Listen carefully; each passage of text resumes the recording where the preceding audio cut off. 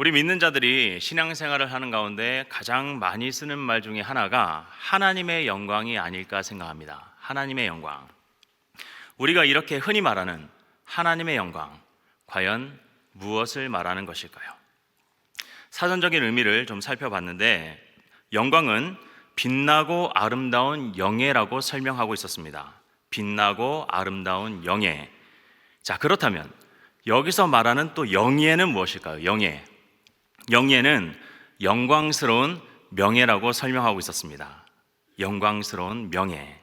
자, 영광은 아름다운 영예이고 또한 영예는 영광스러운 명예이고 사전에서 도대체 이 영광이라는 단어를 뭐라고 설명하고 있는지 도저히 알 수가 없었습니다. 그래서 성경을 다시 한번 들여다봤습니다. 성경의 히브리 원문을 보면 오히려 그 의미가 더욱더 분명해집니다. 성경에서 영광으로 가장 많이 쓰이는 단어가 바로 카보드입니다. 카보드. 이 단어는 기본적으로 무겁다라는 의미를 담고 있는데 이것은 다른 말로 무게감이다라고 표현할 수 있습니다. 무게감. 즉 어떠한 대상이 가지고 있는 본질적인 무게감을 영광이라고 했을 때 하나님의 영광은 하나님께서 가지신 그 힘과 권세, 아름다움, 위대함, 능력, 사랑 등 하나님께서 가지신 수많은 속성들, 그 속성들을 모두 다 포함한다라고 말할 수 있겠습니다. 시편 19편 1절에서는 이렇게 말씀합니다. 하늘이 하나님의 영광을 선포하고 궁창이 그의 손으로 하신 일을 나타내는도다. 이것은 하늘이 하나님의 힘과 권세, 능력, 아름다운 위대함을 선포한다는 뜻입니다. 그리고 요한복음 2장 11절 말씀을 보면 예수께서 이 첫 표적을 갈릴리 가나에서 행하며 그의 영광을 나타내시매 제자들이 그를 믿으니라 라고 말씀하고 있습니다. 여기에서 말하는 영광 또한 예수님께서 행하신 표적을 통해 예수님의 힘과 권세 또한 위대함, 그 능력을 나타내셨다는 것입니다. 때문에 저는 오늘 본문 홍해의 기적 사건이 본질적으로는 하나님의 영광을 나타내고 있다고 생각합니다. 이 하나님의 영광을 나타내는 기적의 방법이 바로와 애굽에 대한 심판이요 이스라엘 백성들에 대한 구원인 것입니다. 그래서 오늘 본문을 통해 우리가 첫 번째로 한번 생각해 보기를 원하는 것은 하나님의 영광입니다. 하나님의 영광. 이 시간에는 구원이냐 심판이냐 또한 은혜냐 저주냐 이런 현상에 집중하기보다 더욱 본질적인 의미인 하나님의 영광에 집중해 볼 수 있기를 간절히 소원합니다. 자, 지금 본문에서는 두 가지 현상이 나타나고 있습니다. 두 가지 현상. 바로와 그의 군대에게는 심판이 임하고 있고 또한 이스라엘 백성들에게는 구원이 임하고 있습니다. 그러나 이 두 가지 현상에 동일한 의미를 적용할 수 있다면 그것이 바로 하나님의 영광입니다.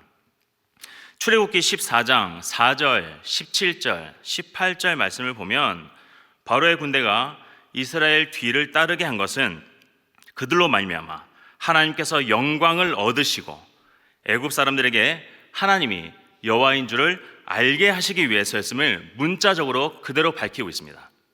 또한 오늘 본문 31절과 내일 이어지는 본문을 통해서 하나님께서는 이스라엘 백성들을 애굽으로부터 구원하신 것이 그들로 말미암아 하나님께서 영광을 받으시고 그들이 하나님을 경외하며 그분을 믿게 하기 위하였음을 또한 알 수가 있습니다.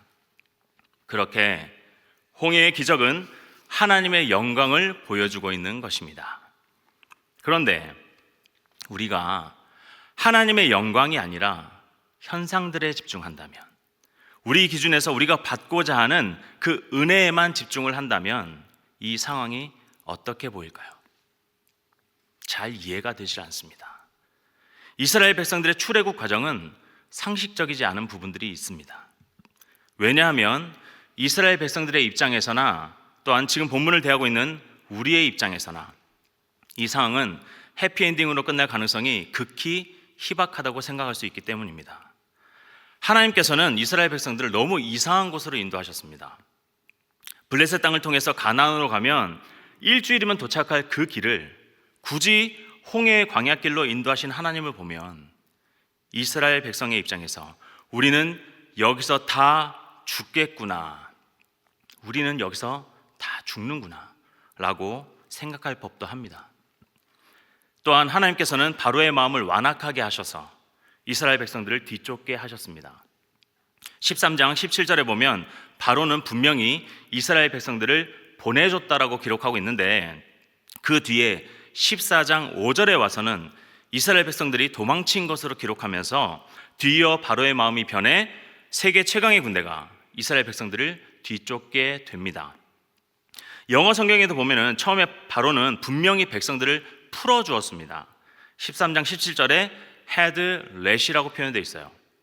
이 let이라는 단어가 풀어주다, 놓아주다의 의미입니다. 그런데 14장 5절에 와서는 이스라엘 백성들이 도망친 것으로 표현하고 있습니다. had fled.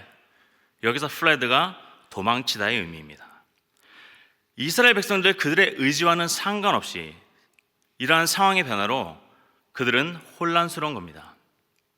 만약 우리도 홍해의 기적을 모른다고 했을 때 이스라엘 백성들에게 이 상황이 하나님의 은혜라고 생각할 수 있겠습니까? 과정을 보면 전혀 그렇게 생각할 수 없습니다. 하지만 이것은 분명한 하나님의 은혜입니다. 하나님의 은혜인데 헷갈리는 거예요. 지금 현재 상황이 이들을 헷갈리게 만드는 겁니다. 왜냐하면 우리가 바라는 은혜의 모습, 그 현상에 너무 집중한 나머지 하나님의 영광을 바라보지 않기 때문입니다.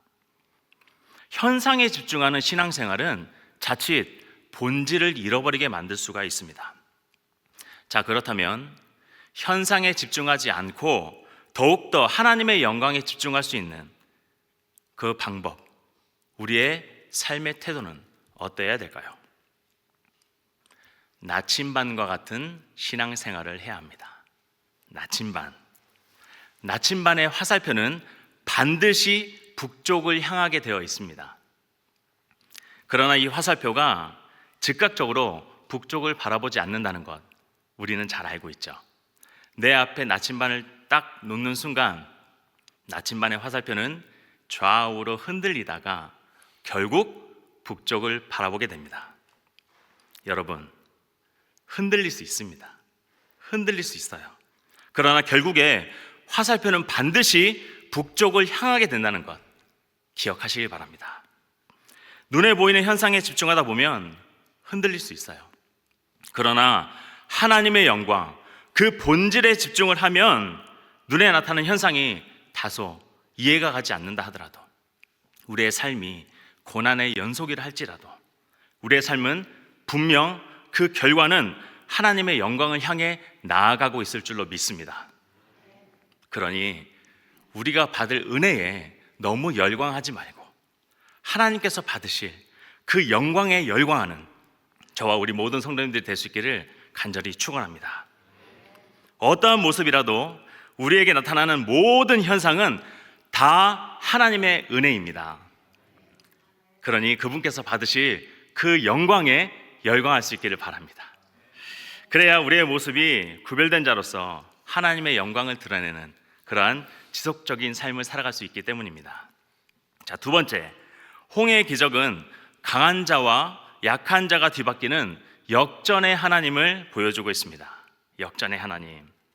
오늘 본문 21절부터 대부분의 본문 말씀은 직접적인 홍해의 기적을 묘사하고 있어요. 하나님의 말씀대로 모세가 바다 위로 손을 내밀었더니 하나님께서 큰 동풍을 밤새도록 불게 하셔서 홍해의 물은 갈라졌고 마른 땅이 되었습니다. 물은 좌우의 벽이 되었으며 하나님께서 불과 구름 기둥 가운데 애국 군대를 어지럽게 혼란스럽게 하시고 그들의 병거 바퀴를 하나씩 모두 다 벗겨내신 다음 모세가 다시 바다 위로 손을 내밀었을 때 바다의 힘이 회복되어 엄청난 바닷물이 애국 군대와 바로의 군대를 모두 다 덮어버렸습니다. 그리고 그들은 하나도 살아남지를 못했습니다. 여기서 제가 주목한 부분은 바로 28절과 29절 말씀이었습니다. 애굽과 바로의 군대는 다 수장을 당했고 이스라엘 백성들은 홍해를 건넜습니다. 가장 강한 자가 몰락했고 가장 약한 자가 승리했습니다. 여기에서 우리는 하나님께서 기적을 보여주신 방법에 집중하는 것이 아니라 왜 이러한 기적을 보여주셨는지 그 이유에 집중을 해야 합니다. 왜냐하면 강한 것과 약한 것을 역전시키신 데에는 하나님의 뜻이 담겨 있었기 때문입니다. 즉, 교만한 자 몰락하고 겸손한 자 승리케 하시는 하나님을 보여주기 위해서였습니다. 교만이 무엇입니까? 간단합니다. 교만은 하나님을 인정하지 않는 것이 교만입니다. 그렇다면 겸손은 무엇입니까? 이 또한 간단합니다. 하나님을 인정하는 것이 겸손입니다. 당시 애굽은 최강의 군대였습니다. 바로는 그러한 세계 최강의 국가의 왕이었고 이스라엘 백성은 그의 노예였습니다. 홍해의 기적은 그 어떤 세계 최강이라고 할지라도 하나님을 부정하는 자, 교만한 자는 심판이요 패배요, 또한 그 어떤 약한 자라 할지라도 하나님을 인정하는 자, 겸손한 자에게는 승리요 구원이라는 이 진리를 선포하고 계시는 겁니다. 지금 본문에서는 하나님의 능력이 대상에 따라 다르게 역사하고 있음을 보게 됩니다. 하나님의 능력은 강한 자와 약한 자 모두에게 향해 있지만 완전히 다른 양상으로 역사하고 있습니다. 25절 말씀을 보면 애국 군대가 이렇게 말합니다. 우리가 도망하자. 여호와가 그들을 위하여 싸워 애굽 사람들을 치는도다. 하나님을 부정하고 교만한 강자는 그들을 침으로써 하나님을 알게 하셨습니다. 자, 그런데 30절을 보면 그날의 여호와께서 이같이 이스라엘을 애굽 사람의 손에서 구원하시매 하나님을 섬기고 그분을 인정하는 약자는 승리케 함으로써 하나님을 더욱 신뢰하게 하셨습니다. 강한 것과 약한 것을 역전시키시는 하나님, 오늘날 우리들에게도 동일하게 역사하실 줄로 믿습니다. 강함이 잘못된 것이 아닙니다. 하나님을 부정하고 교만한 것이 잘못된 것입니다. 약함이 부끄러운 것이 아닙니다. 하나님을 제대로 알지 못하고 끈질기게 신앙을 지켜내지 못하고 그렇게 살아내지 못하는 것이 부끄러운 것입니다.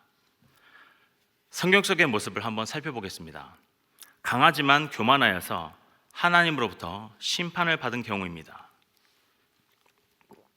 대표적으로 사울을 들 수 있겠습니다. 사무엘상 13장을 보면 사울이 블레셋과 싸우려 할 때에 제사장인 사무엘을 대신해서 하나님께 사울은 제사를 드립니다. 이것은 하나님께서 내리신 명령을 거역하는 것이었어요. 또한 사무엘상 14장을 보면 하나님이 아말렉과의 전투에서 사울을 승리케 하셨는데 사울은 자신을 위해 기념비를 세웠습니다. 이것은 사울의 교만한 모습 극히 일부분일 뿐입니다. 그는 이후에도 지속된 이런 교만한 삶의 모습 때문에 결국 그의 마지막은 비참하게 세 아들과 죽음을 맞이하게 됩니다. 강한 것은 결코 잘못된 것이 아닙니다. 사울에게 기름 부으신 하나님이 보이지 않고 그가 하나님이 어떤 분이신지를 자각하지 못하면서 교만하게 살아갔던 것, 그것이 문제였고 결국 망하는 길이었습니다.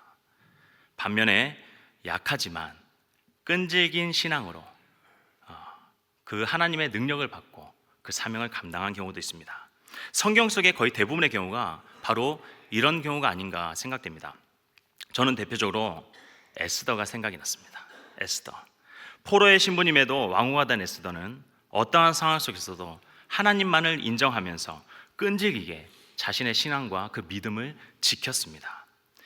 유다 민족이 절체절명의 위기의 순간에 빠져 있을 때 30일 동안 왕 앞에 나서지 못했던, 왕의 부름을 받지 못했던 그녀였지만 온 유다인에게 기도를 부탁하고는 담대하게 왕 앞에 나아갔던 여인이 바로 에스더였습니다. 하나님을 인정한 그녀의 겸손과 끈질긴 신앙의 태도는 결국 하나님의 능력을 받아 강한 자로 끝까지 하나님의 사명을 잘 감당했죠. 약한 것은 절대로 부끄러운 것이 아닙니다. 하나님을 인정하지 않고 포기하는 것이 부끄러운 거예요. 그러나 에스더는 끈질기게 자신의 신앙을 지켰고 하나님을 신뢰하였습니다. 끝으로 본문 31절을 보면 홍해를 건넌 이스라엘 백성들, 하나님의 능력을 경험한 후에 그분을 경외하면서 하나님과 모세를 믿었다고 말씀하며 숨가팠던 홍해의 기적 여정을 마무리하고 있습니다. 그리고 내일 본문에서는 하나님께서 그분의 백성들로부터 엄청난 영광과 찬양을 받게 되십니다. 사랑하는 성도 여러분, 홍해의 기적은 하나님께서 이스라엘 민족에게 베푸신 구원의 은혜를 나타내고 있지만 우리는 이를 통해 그 무엇보다 하나님의 영광을 바라봐야 할 줄로 믿습니다. 또한 아무리 강한 자라 할지라도 하나님을 부정하는 교만한 자 반드시 멸망하고, 아무리 약한 자라 할지라도 하나님을 인정하는 겸손한 자 반드시 승리하게 된다는 이 진리를 꼭 가슴속에 반드시 새길 수 있기를 주님의 이름으로 축원합니다.